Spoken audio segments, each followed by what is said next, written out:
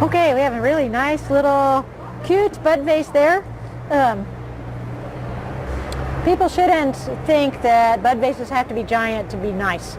This one's a really cute little sample. First thing I look at is I turn it around and back to look at the water and what's in the vase, because to make a vase live longest, that water needs to be crystal clear. There shouldn't be any foliage or anything down in there. There shouldn't be gunk floating in it. All the stems should be down in the water. So this one's going to get some off because the stems aren't really long enough to go down very far. And that goes under workmanship and construction, neat and complete. So I always look at that first because that's going to tell me how long this bud vase is going to live. Then I look at the quality of the material, which is plant material in good condition, because sometimes that is a huge factor. On these are all the leaves are nice and clean on these. There's one little spot right on the flower, but it's in good shape, so that one got a very good. Then I go through and look at each flower type for focal area, and the bigger flowers are going to be the focal on that one, and they're lined up in a real nice way that kind of leads your eye up through the design. If they were all crammed in one spot, it has less flow to it. So that's a really nice example of that. So that's going to get a very good. I compare the sizes of the materials to each other. So on this one, the filler flower, these little flowers, are a good size compared to the big flower, and the foliage needs to be comparable also. So I really like the combo of all the sizes and types of plant material together, and I'm just going to tell her good combo so she'll know that. The last thing I look at is the color combo, but most people look at that first. The yellow is opposite the color wheel from the purples and stuff, so that color combo works really well together. So I'm going to give that one a blue.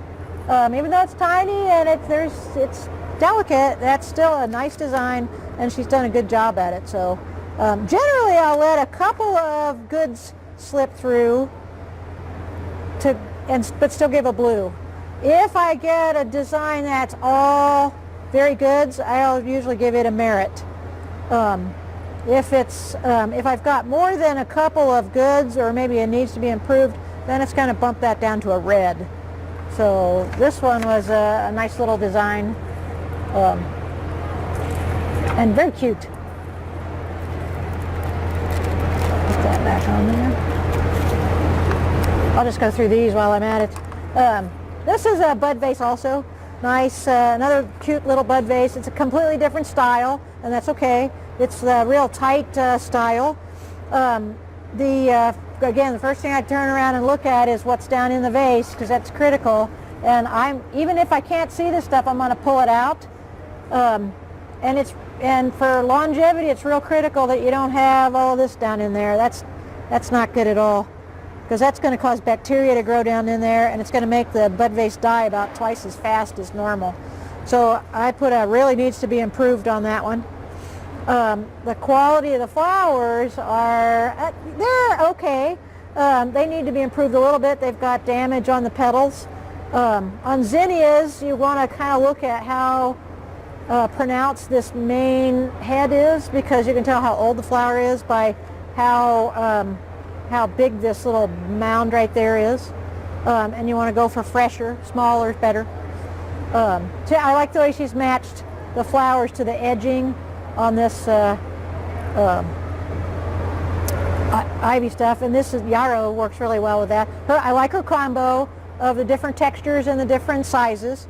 The foliage works really well with these big guys, and they don't have to be really tall, but that works pretty good. Okay. This one I gave a red because again, I looked at the bottom. She's got filler flowers down in the water, and you can see, like, you can shake it and see floaty things down in there, and that's not good. That's bacteria growing.